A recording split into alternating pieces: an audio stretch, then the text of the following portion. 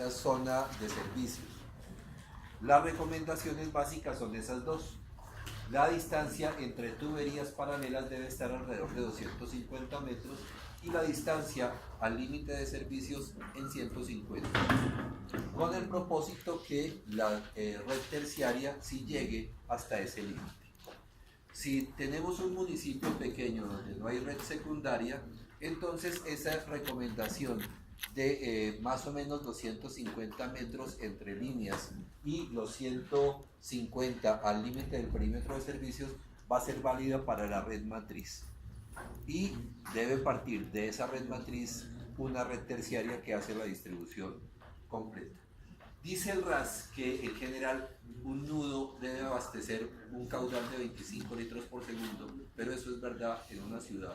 En un pueblo chiquito es mentira. Otra cosa que sí es recomendable es que para las distribuciones en red terciaria por vías arterias, que son las que tienen más de 15 metros de ancho total entre paramentos, debe tener una línea de distribución por cada costado de la vía. Entonces, la acometida no debe interferir con la calzada, con la construcción de la calzada, así la acometida se pueda construir de forma subterránea. Hay dispositivos para poder pasar por debajo de una vía, una excavación dirigida para jalar una tubería flexible. Entonces, las acometidas pueden no dañar la calzada, pero es preferible que si tenemos una vía ancha, tengamos línea de acueducto por cada lado de la vía. En lo posible se debe tender la red por el costado norte de las vías que tienen orientación oriente-occidente y por el lado oriental de las vías que van de sur a norte. Esa es una recomendación para que todo el sistema de infraestructura quede acorde y tenga poca interferencia. De una vez, las recomendaciones generales, si este es el Sardinel, el andén Sardinel, vía, el sistema de acueducto se coloca muy pegado al Sardinel. Si este es el centro de la calzada, el sistema de acueducto fluvial va por el eje. Si estamos hablando de una vía normal, vamos a tener de este lado el sistema de acueducto y en lo posible por la mitad el sistema sanitario. Y en alturas deben ser así: el más alto el acueducto, el intermedio el sanitario y el más profundo el fluvial, que generalmente tienen tamaños más grandes y va a profundizarse más que el sanitario. Entonces, si uno guarda esas recomendaciones, va a generar pocas interferencias entre un sistema y otro, porque siempre que tenemos un cruce de vías va a haber una tubería de acueducto en una dirección, otra en otra, y deben estar más o menos a la misma altura, pero pasar una sobre otra. Y deben pasar sobre las sanitarias, que igual van a cruzarse, y sobre las fluviales. Lo mismo va a suceder con las redes de gas, las redes de electricidad y las redes de señal, que normalmente van no por la vía, sino por los andenes. Si la ciudad tiene una topografía muy quebrada, se deben conformar zonas de presión para garantizar unas buenas condiciones de servicio. Si se tiene una localidad muy pendiente, donde se tienen las diferentes edificaciones, el sistema de acueducto debe suministrarle a todas. Y si vamos a tener, no sé, acá un almacenamiento que es el que me va a gobernar las condiciones de energía, y esta será la línea de energía, en esta zona vamos a tener alturas de presión muy grandes y muy seguramente más fallos, más frecuencia entre fallos, y los caudales desperdiciados van a ser más grandes. Entonces se acostumbra a sectorizar utilizando válvulas de quiebre de presión para garantizar una situación como esta, manteniendo las presiones dentro de los rangos que vamos a ver un poquito más adelante.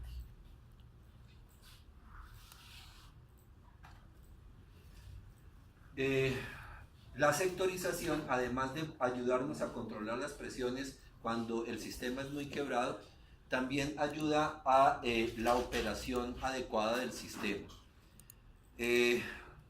Una sectorización permite el control sobre los usuarios, sobre el consumo de los usuarios, y además permite regular las presiones y los caudales que se están sirviendo a los diferentes sectores. Y eso siempre va a ser ventajoso. Entonces, vamos a sectorizar básicamente colocando a partir de la red matriz, cuando derivemos a una red secundaria, vamos a colocar una estación que tiene una válvula de control de presión y un medidor de caudal, un macromedidor. Y también debe tener una llave de cierre de todo el sector, es decir, una válvula. Con esos elementos y además monitoreo con sensores de presión y ojalá sensores de velocidad, vamos a conocer todos los parámetros de funcionamiento de la red. Entonces, cada zona que alimente una red secundaria, vamos a tener controlado qué caudal consume, cómo lo consume en el tiempo, cuáles son las presiones habituales. Si se cae la presión abruptamente, nos va a indicar que debe haber un mal comportamiento del sistema y vamos a detectar rápidamente un fallo. Si los caudales, o mejor, los volúmenes que le cobro por un intervalo de tiempo a los usuarios no corresponden con la medición total de caudales, quiere decir que me están robando o que tengo muchos fallos. Y entonces puedo intervenir sobre el sistema para lograr una mejor administración. Entonces, la sectorización nos ayuda a evaluar y controlar las pérdidas técnicas y comerciales, facilita la operación y mantenimiento del sistema, posibilita la formación de zonas de presión. Si se compara micro y macro medición, puedo controlar la efectividad de esa micromedición, incluso puedo detectar si los micromedidores, que como todo dispositivo va perdiendo efectividad y su error va siendo cada vez mayor con el tiempo, es necesario cambiarlos ya o generar unas políticas de cambio de micromedidores. Agiliza el proceso de detección de fugas, conexiones clandestinas y pérdidas de agua. Los periodos de diseño son básicamente 25 y 30 años. Esto corresponde exactamente a lo que decía el RAS 2000 antes de la resolución. Y no lo he cambiado porque especifica para diferentes tuberías, para diferentes tipos de red. Realmente las tuberías van a ser de materiales muy semejantes, entonces la vida útil es muy semejante. Incluso los 25 y 30 años de los que habla la resolución modificatoria del RAS son periodos de tiempo muy cortitos. Entonces, de pronto es válido únicamente para establecer el caudal de diseño, que es el caudal máximo horario. Entonces, debo diseñar para el caudal máximo horario al final del periodo de diseño, que en nuestro caso van a ser 25 o 30 años. Otra vez, las conducciones no se deben colocar horizontales porque siempre vamos a tener aire y líquido. Y el aire vamos a tener que sacarlo y para eso la tubería debe tener una pendiente mínima del 0.04% si el sentido del flujo es el mismo sentido de movimiento del gas, o 0.1 a 0.15 si van en sentido contrario. Entonces, en una red de distribución también hay purgas, máxime que tienen unas longitudes muy importantes, sobre todo las matrices, y hay que extraerles el aire. Lo que sí no van a tener es purgas. Tienen ventosas, mas no tienen purgas. Las distancias, hay interferencias en el alcantarillado sanitario. La distancia mínima es horizontal de 1.5 metros Pero si tengo una calzada de 3,5, ya tengo en esta distancia los 1,50 que necesito. Entonces, digamos que si atiendo esto, esos cuadritos van a quedar perfectamente cubiertos. Distancias verticales, siempre por encima 0,3 a 0,5 metros la tubería de acueducto de la tubería de alcantarillado. Para alcantarillado pluvial las distancias son menores, pero si atendemos a esto, incluso pueden llegar a ser mayores que las distancias al alcantarillado sanitario. A redes de teléfono y energía, a redes de gas domiciliario, y si tenemos en cuenta eso, vamos a evitar interferencias en el sistema. Cuando ustedes vayan a proyectar sistemas de acueducto en ciudades, van a encontrarse con problemas de interferencia.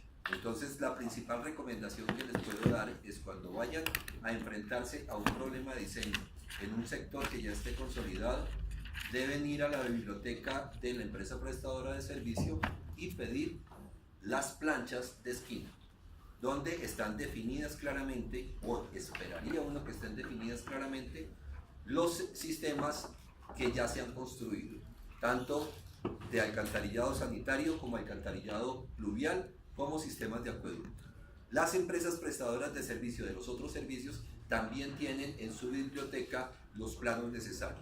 Entonces uno tiene que allegar toda esa información para poder hacer un proyecto que sea exitoso, y no que cuando uno lo diseña y lo van a construir empiezan a encontrarse todo tipo de sorpresas y lo están llamando a uno todo el tiempo. Bueno, ¿qué hago acá? Subo el tubo, lo bajo, ¿para dónde por dónde lo mando?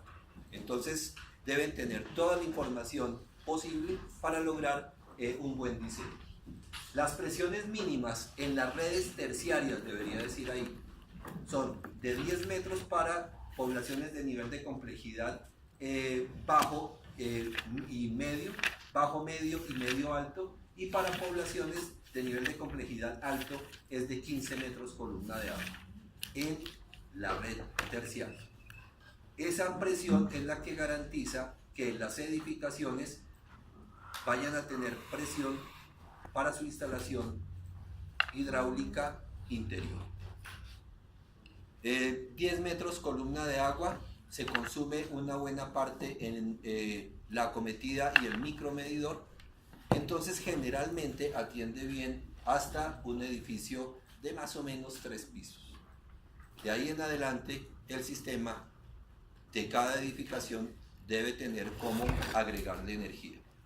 En poblaciones o en ciudades mejor, de nivel económico más alto, la presión va a ser un poco más alta y podrá llegar a tener 4 pisos habitualmente. Entonces generalmente edificaciones altas van a ser atendidas con energía suministrada por el sistema individual, mientras que edificaciones de baja altura pueden ser abastecidas con la presión del sistema de acueducto. En todos los casos debemos tener almacenamiento. Esa presión es la que me va a garantizar que el agua fluya hasta el sistema de almacenamiento y reserva de la edificación. La presión máxima permitida en una red de distribución es de 60 metros columna de agua, como presión estándar. Es decir, que la ubicación del tanque con respecto al punto más bajo de su sistema en condiciones de servicio suspendido va a ser así, condición estática, y esta presión siempre tiene que ser menor a 60 metros columna de agua. Esa es la principal restricción. Si la ubicación de su tanque con respecto al municipio por las condiciones topográficas es mayor, hay que hacer quiebre de presión. Por lo tanto, en la línea matriz o va una cámara de quiebre de presión o una válvula de quiebre de presión. Creo que en el ejercicio de este semestre, su diferencia de energía entre el tanque que les asigné y el sitio del municipio no es tan grande. Entonces esperaría que no requieran quiebre de presión. Si eventualmente lo necesitan, ya saben qué hacer, porque muy seguramente lo utilizaron para su distribución, perdón, para su conducción desde el desarenador hasta la planta de potabilización. Los diámetros mínimos. El RAS dice que el diámetro mínimo para una red matriz en poblaciones pequeñas es de 2,5 pulgadas. Depende de la población. Si llego a ponerle 2,5 a una población muy pequeñita como red matriz, muy seguramente las velocidades van a ser muy bajas. Y se puede justificar económicamente que si puedo poner tuberías de 2 y hasta de 1,5, me voy a ahorrar un montón de plata. Entonces debo pensar es cómo va a ser el futuro, si realmente con esa expansión a un cierto futuro ese sistema va a funcionar o no. Entonces, si hemos hecho la tarea juiciosa hasta este punto, incluso podremos justificar una infracción a esa tabla que para mí sobra. Dice que para poblaciones de nivel de complejidad medio, el diámetro mínimo es de 4 pulgadas. Y otra vez va a ser una tubería muy grande para ese sistema. A no ser que estén pensando que el pueblo va a la vuelta de 50 años va a crecer demasiado. Pero pues 50 años sería la vida útil de las tuberías. La de 6 y la de 12 pulgadas, la misma historia. Condiciones de diseño, que es lo que más les interesa.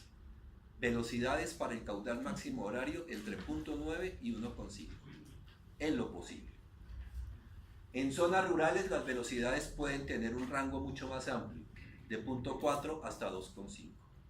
En los acueductos rurales la red es abierta, se puede permitir una caída de presión mucho más fuerte, las velocidades pueden ser mucho más altas, pero se debe tener cuidado con los transitorios, porque una red abierta con velocidades altas, extendida, va a ser muy susceptible a este fenómeno. La profundidad mínima de la red es de 1,50 y la profundidad máxima, perdón, la mínima de 1, la máxima de 1,50. Eso es válido para redes terciarias y secundarias.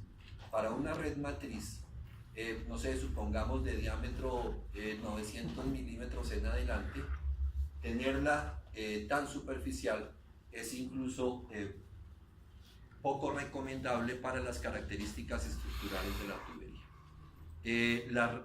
Las tuberías de una red matriz pueden estar perfectamente a 4, 5 metros de profundidad, dependiendo de las características de la tubería. Entonces, para esas no vamos a tener límites, si estamos hablando de ciudades. Para poblaciones, estos 1 a 1,50 van a ser suficientes. Bueno.